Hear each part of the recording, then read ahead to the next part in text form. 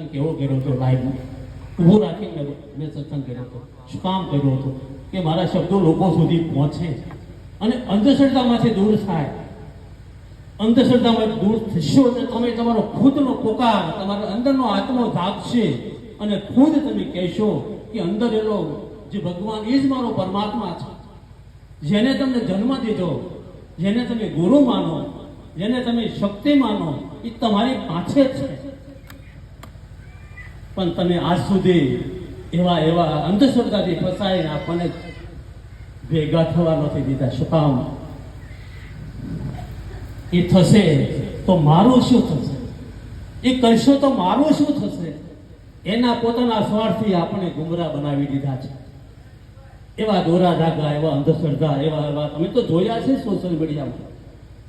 પણ અમારો આશ્રમ અંધશ્રદ્ધામાં નથી. ડૉક્ટરના રિપોર્ટ ઉપર શું કામ રિઝલ્ટ આપતો હશે કે ભાઈ અહીંયા અંધશ્રદ્ધા નથી? ડૉક્ટરના રિપોર્ટ એ જ અમારું માધ્યમ છે, એ જ સત્ય છે. ડૉક્ટર એક ભગવાનનું બીજું રૂપ છે. ઈશ્વરે એને શિક્ષણ રૂપે સદભાવના આપી છે, સદવિચાર આપવા છે. ત્યારે આપણે કોઈ પણ સમયની અંદર આપણે હેલ્પ કરતો હોય છે. અને ડૉક્ટર એ ભગવાનનું બીજું રૂપ છે.